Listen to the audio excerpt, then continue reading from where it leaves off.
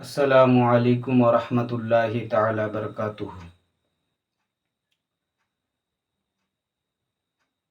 میرے پیارے بھائیوں کو میں تہہ دل سے آپ کا شکر گزار ہوں کہ آپ نے مجھے جو فیس بک میں آپ نے مجھے کمنٹ کیا کہ آپ اردو میں بولیں، یوٹیوب میں مجھے کمنٹ کیا کہ آپ اردو میں بولیں، تو آج میں آپ لوگوں کی بارگاہ میں حاضر ہوا ہوں، اور میں یہ سوچ کر حاضر ہوا ہوں کہ اس سے پہلے بھی ایک جو ہے اردو میں نے ویڈیو ڈالی ہے، اس میں یہ بتایا تھا صرف جو ہے اس میں یہ بتایا تھا کہ نور اور کتاب ترکیب اعتبار سے میں نے فرق کیا تھا، اور اہل حدیث دیوبندیوں کو اس میں جواب دیا تھا کہ یہ جو نور سے کتاب مراد لے رہے ہیں بالکل غلط ہے، نور سے نبی کریم صلی اللہ علیہ وسلم ہے۔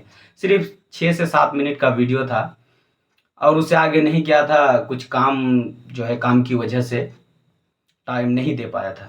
تو آئیے میں اب ایک آیت کریمہ جو قرآن کی پہلی آیت میں، جو قرآن کے پہلے پارہ میں ہے، اللہ رب العزت قرآن کریم میں ارشاد فرماتا ہے، وَمِنَ النَّاسِ مَن يَقُولُ آمَنَّا بِاللَّهِ وَبِالْيَوْمِ الْآخِرِ وَمَا هُم بِمُؤْمِنِينَ۔ تو اس کا ترجمہ یہ ہے کہ کچھ لوگ، وَمِنَ النَّاسِ کچھ لوگ، اعلیٰ حضرت علیہ رحمت ترجمہ کیے ہیں، وَمِنَ النَّاسِ کچھ لوگ، مَن یقول کہتے ہیں، آمنا کہ ہم، باللہ اللہ پر، وبالآخرتی اور آخرت کے دن پر، یعنی آخرت پر ایمان لائے، آمنا ایمان لائے، ہم ایمان لائے۔ کچھ لوگ کہتے ہیں کہ ہم اللہ پر اور آخرت پر ایمان لائے، پھر آگے اللہ رب العزت کیا فرماتا ہے، وَمَا هُم بِمُؤْمِنِينَ، وَمَا هُم بِمُؤْمِنِينَ کہ وہ مومن نہیں ہے۔ تو کیا بات ہے، یہ جو کہہ رہے ہیں یہ کفار مشرک پر یہ آیت اتری ہے۔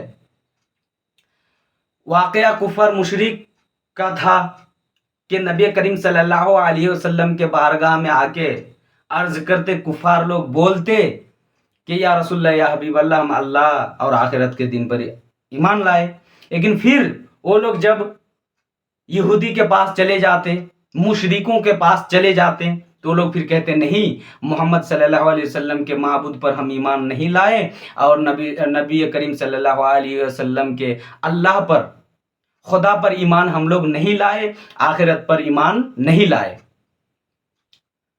تو اسی لیے اللہ رب العزت فرما دیا، وما ہم بمؤمنین، یہ مومنوں میں سے نہیں ہے۔ یعنی بات یہ ہے کہ یہاں جو اللہ رب العزت نے فرمایا کہ کچھ لوگ یعنی کس کو کہہ رہا ہے؟ اللہ رب العزت کس کے بارے میں ارشاد فرمایا؟ اللہ رب العزت نے کس کے بارے میں ارشاد فرمایا؟ بالخصوص یہ کفار اور مشرکین کے لیے یہ ارشاد فرمایا گیا کہ کچھ لوگ کہتے ہیں کہ ہم ایمان لائے، لیکن وہ ایمان نہیں لائے۔ یہاں کچھ لوگ سے مراد یہ ہے کہ کفار اور مشرک۔ اب آئیے میں تھوڑی آیت کی تفسیر بتا دوں۔ یہاں دیکھیے، من یقول، قرآن کی شان اور عظمت میں بیان کرنا چاہتا ہوں۔ یہاں من ہے۔ اب من جو صرفی قواعد اور نحو سے واقف ہوں گے وہ جانتے ہی ہیں، من پوچھا جاتا ہے، من کا معنی کون ہوتا ہے، من آئے تو سے ہوتا ہے، لیکن یہاں جو من ہے، من یقول جو فعل سے پہلے ہے، تو اس کا معنی ہے کہ جو، یعنی جس نے کہا۔ یہاں اب دیکھیے جو ہے من یقول کہ جو کہتے ہیں۔ اب جو دیکھیے، جو دو معنی پر ہوتا ہے، جو دو معنی کے ساتھ آتا ہے۔ ایک کہ جو اس وقت آتا ہے جب، جیسے میں ایک مثال دیتا چلوں، جیسے میں اگر کہوں کہ جو وہاں بیٹھے تھے،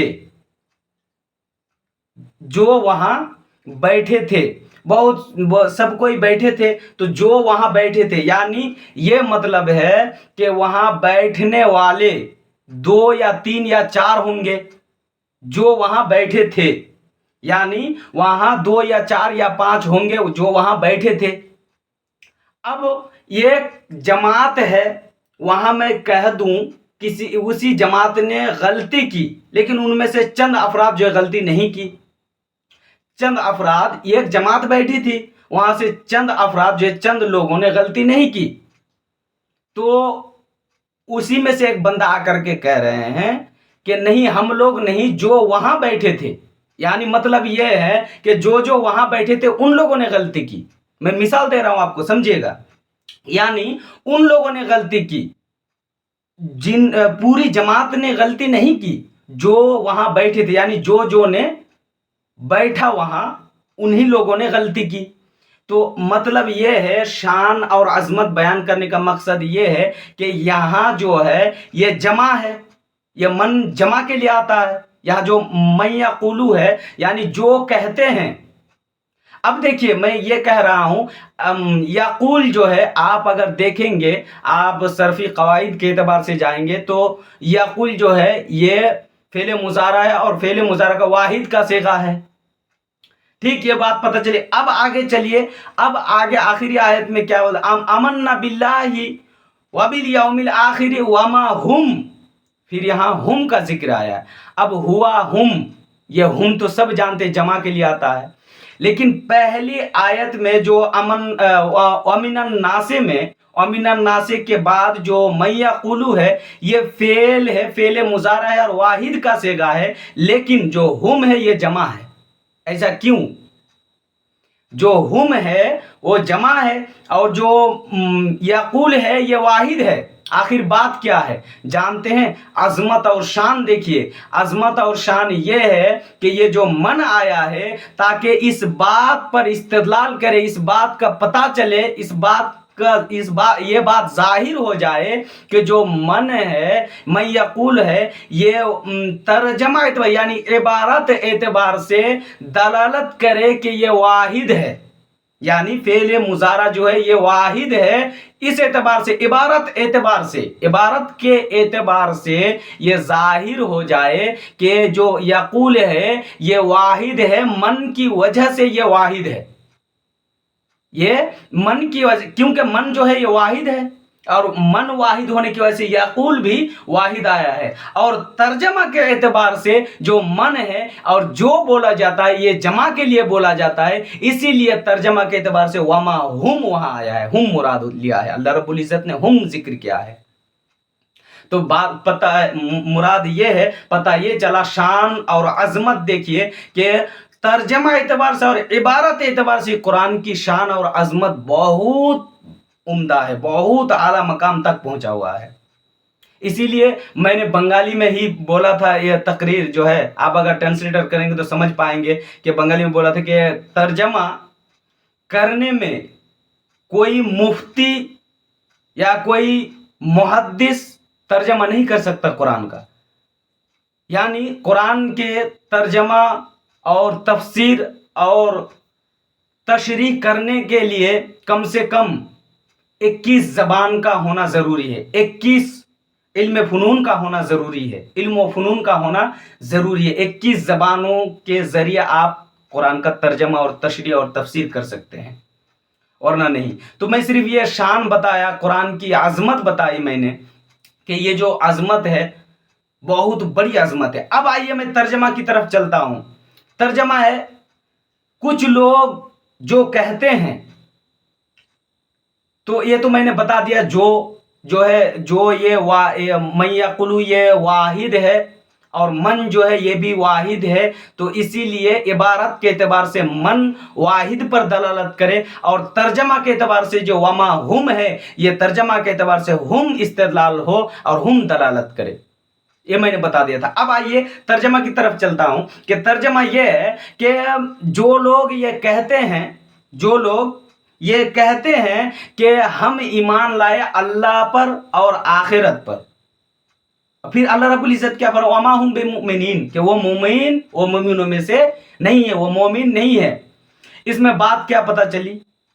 बात यह है, इसमें चंद बातें पता चली, चंद बातें मालूम हुई कि جب تک آپ دل میں تصدیق نہ ہو، جب تک آپ کے دل میں تصدیق نہ ہو، اس وقت تک ظاہری اعمال مومن ہونے کے لیے کافی نہیں ہے۔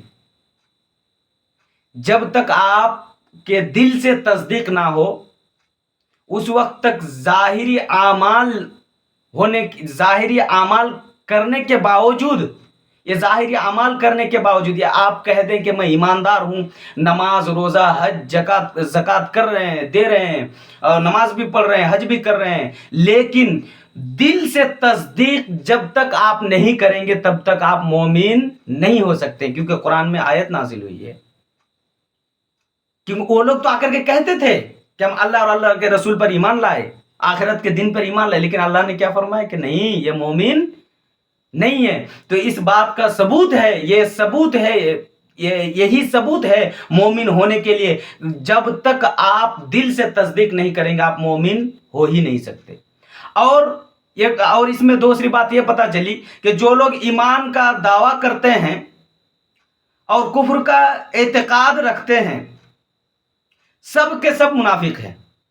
جو بھی لوگ ہیں جو ایمان کا دعویٰ کرتے ہیں لیکن کفر کا اعتقاد کرتے ہیں، نبی صلی اللہ علیہ وسلم کے شان میں الٹی سیدھی باتیں کرتا ہے، تو بالکل وہ منافق ہے۔ یہ سب جتنے لوگ ہیں سب منافقین ہیں، اس میں کوئی شک نہیں ہے۔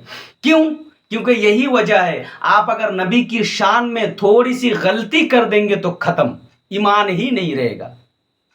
جو لوگ یہ دعویٰ کرتے ہیں کہ ہم مومن ہیں لیکن کفر کا ارتکاب کرتے ہیں، کفر کا بولتے ہیں کہ یہ جائز ہے، وہ جائز ہے، وہ جائز ہے، حالانکہ وہ جائز نہیں ہوتا۔ نبی صلی اللہ علیہ وسلم کی شان دیکھتے ہیں اور حدیث شریف جب پڑھتے ہیں وہ لوگ تو نبی صلی اللہ علیہ وسلم کی شان گھٹانے کی کوشش کرتے ہیں اور بولتے ہیں یہ صحیح، ہم لوگ ایمان والے ہیں، لیکن بالکل یہ منافق ہیں۔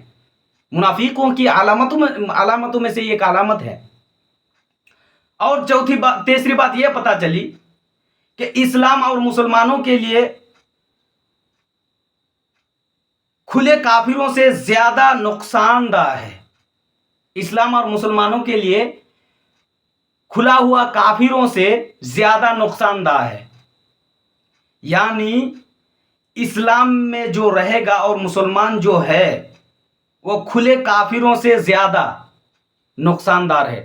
کیوں؟ جو اسلام میں ہے، جو مسلمان ہیں، وہ کھلے ہوئے کافروں سے زیادہ نقصان دہ ہے۔ ایسا کیوں جانتے ہیں؟ کیونکہ جو مسلمان ہوتا ہے، جو اسلام میں داخل رہتا ہے، وہ اگر ایسا کہے کہ میں ایماندار ہوں، جیسے ابھی مذہبی بد مذہب پیدا ہو گئے ہیں، بہت بولتا ہم ہی لوگ جنت میں جانے والے ہیں، ہم ہی لوگ ایسا ہیں، ہم ہی لوگ ایماندار ہیں، ہم ہی لوگ با ایمان ہیں۔ وہ اگر خود کہہ رہے ہیں ایماندار ہیں، لیکن اس کا اعمال دیکھیے، اعمال سے آپ کو پتہ چل جائے گا۔ آپ اگر کتاب پڑھیں گے ان لوگوں کی تو آپ کو پتہ چل جائے گا کھلا ہوا مشرک یہ ہے، مرتد ہے کھلا ہوا۔ دیکھیں میں آپ کو ایک بات بتاؤں، آپ قرآن کا مطالعہ کریں تو آپ کو پتہ چلے گا کہ دیکھیں نبی کریم صلی اللہ علیہ وسلم کے زمانے میں یہودی تھے اور مشرک بھی تھے، لیکن مشرک کیا کرتے تھے؟ مشرک یہ کرتے تھے کہ غیر اللہ کو مانا کرتے تھے، اور جو یہودی کیا کرتے تھے؟ نبی کریم صلی اللہ علیہ وسلم کو مانتے تھے اور نبی کریم صلی اللہ علیہ وسلم کے دین پر چلا کرتے تھے، اور یہ بھی بولتے تھے کہ ہم گواہی دیتے ہیں کہ اللہ کے رسول آپ ہیں، اللہ کے علاوہ کوئی معبود نہیں ہے اور آپ اللہ کے رسول ہیں، گواہی بھی دیا کرتے تھے۔ لیکن قرآن نے کیا فرمایا؟ قرآن آپ مطالعہ کریں، ایک ہی پارہ کا مطالعہ کریں، آپ کو پتہ چلے گا۔ قرآن نے فرمایا سب سے خطرناک یہ ہے، یہودی ہے۔ کیوں جانتے ہیں؟ کیونکہ یہی وجہ ہے کہ وہ لوگ مانتے تھے، ماننے کے بعد انکار کیا، اسی لیے خطرناک ہے۔ دیکھیے ایک ماننا اور ایک نہ ماننا، ماننے کے بعد انکار کرنا یہ بہت بڑی غلطی ہے، اور یہ نہ ماننا چلو وہ نہیں مان رہا ہے، یعنی پتہ یہ چلا کہ مشرک سے زیادہ خطرناک کافر تھے، مشرک سے زیادہ خطرناک یہودی تھے، کیونکہ ماننے کے بعد انکار کیا۔ تو اب آئیے میں آپ کو بتاتا چلوں کہ مشرک سے زیادہ خطرناک یہودی تھے۔ اب جانتے ہیں کہ یہودی سے خطرناک یہ لا مذہب ہیں، یہ بد مذہب ہیں، یہودی سے خطرناک یہ بد مذہب اہل حدیث اور دیوبند۔ کیسے جانتے ہیں؟ آپ اہل حدیث کے اشرف علی تھانوی کی کتاب اٹھا کر دیکھ لیجئے، معاذ اللہ رب العالمین، ایسی ایسی بات کہی اس نے تو آپ خود تنگ رہ جائیں گے کہ بہت بڑی، بہت جو ہے ایسی گھٹیا اور ایسے گھٹیا قسم کا انسان ہے وہ، ایسی بات کی اس نے، ایسی بات کرنے، ایسی بات کی اس نے، آپ خود پڑھ کر تعجب ہو جائیں گے کہ ایسی بات کیسے کہہ سکتا ہے وہ۔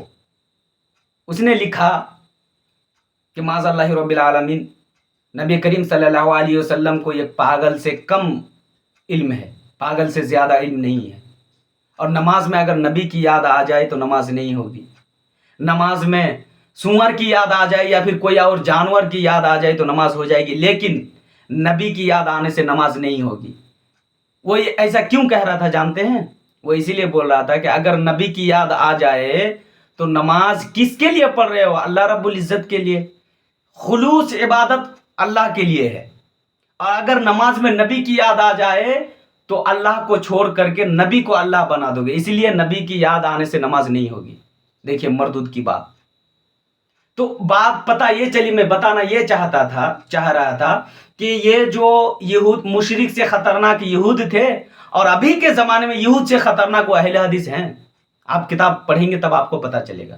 تو بہرحال میں یہ بتا رہا تھا کہ یہ جو وَمِنَ النَّاسِ سے کچھ لوگ، وَمِنَ النَّاسِ اللہ حضرت نے ترجمہ کیا وَمِنَ النَّاسِ کچھ لوگ جو کہتے ہیں، کچھ لوگ، یعنی اس بات سے یہ دلیل ہے کہ منافقوں کو کچھ لوگ کہنے میں اس بات کی طرف اشارہ ہے کہ یہ گروہ بہتر صفات اور نسانی کمالات سے ایسا دور ہے کہ ایسی دوری ہے ان لوگوں کی کہ اس کا ذکر کسی وصف و خوبی کے ساتھ نہیں کیا جاتا، بلکہ یوں کہا جاتا ہے کہ کچھ لوگ، یعنی کہ کچھ لوگ، اللہ رب العزت مشرکوں یہودوں کو کچھ لوگ کہا ہے۔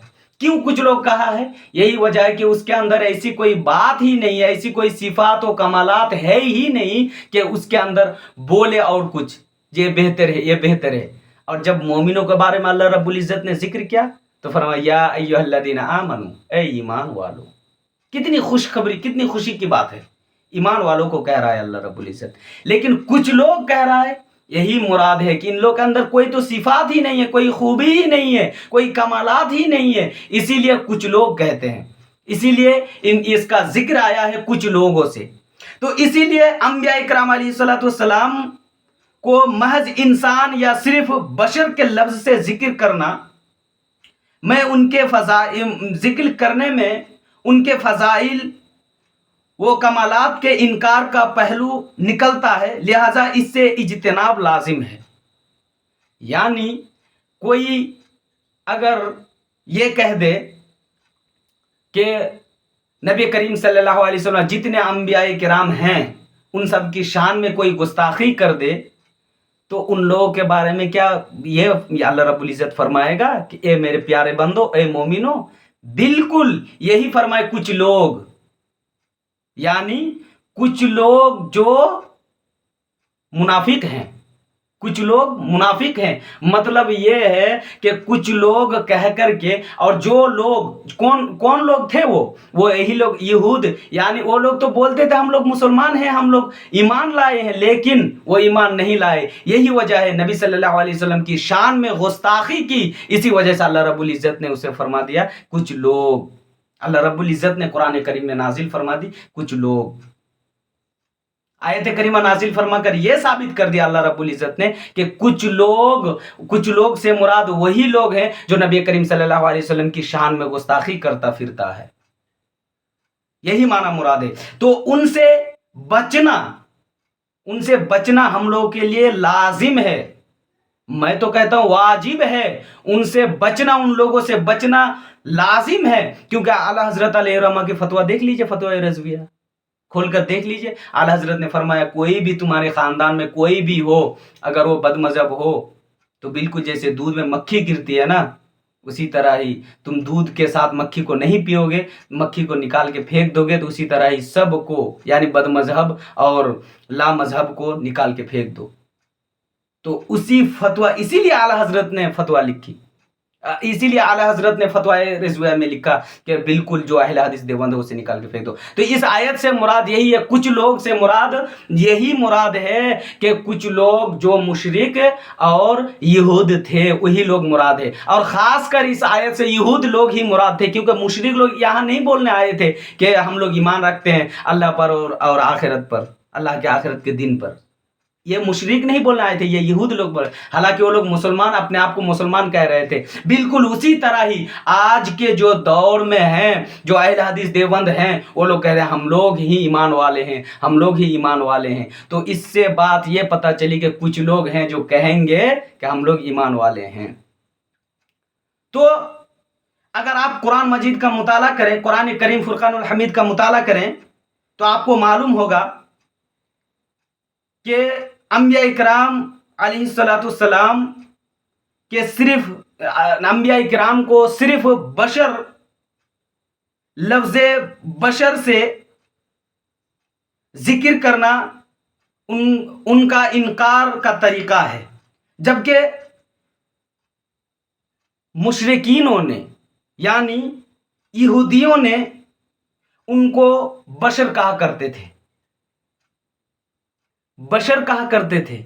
यानी जो यहूद थे वो नबी करीम सल्लल्लाहु अलैहि वसल्लम और जितने अंबिया इकराम अलैहिस्सलाम थे सबको वो लोग बशर कहा करते थे। जैसे आज के ज़माने में जो लोग कह रहे हैं कि अंबिया सलाम बशर है हमारी तरह माज़ल्लाहि रब्बिल आलमीन, उन लोगों को मुंह तोड़कर जवाब दीजिए, कुछ लोग जो अल्लाह रब्बुल इज़्ज़त ने फरमाया बिल्कुल उन्हीं में से तू भी है। कुछ लोग जो अल्लाह रब्बुल इज़्ज़त ने अमीनन नासी जो फरमाया अल्लाह रब्बुल इज़्ज़त ने, कुछ लोग से मुराद वही लोग हैं, क्योंकि अल्लाह रब्बुल इज़्ज़त ने फरमाया कुछ लोग।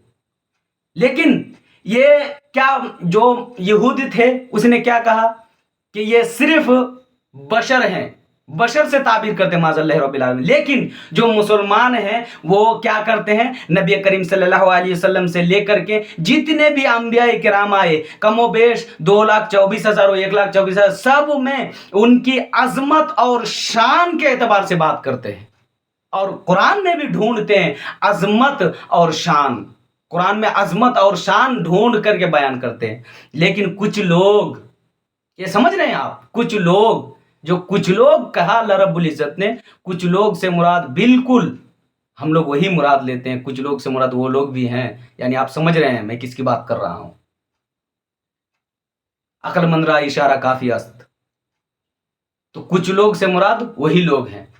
तो बहरहाल देखिए अभी ईमान बहुत ख़तरे में है, आपको ज़रूरी है कि ईमान को महफूज रखें। किसी और की बात सुनकर आप जो है, अब ये बात आप तो जानते ही हैं, जो इल्म वाले हैं वो तो जानते ही हैं। अगर कोई काफिर आके कह दे माज़ल्लाहि रब्बिल आलमीन कि गैरुल्लाह से या गैरुल्लाह की इबादत करो, तो आप अगर हाँ कह देंगे तो आप फौरन उन्हीं लोग में से हो जाएंगे।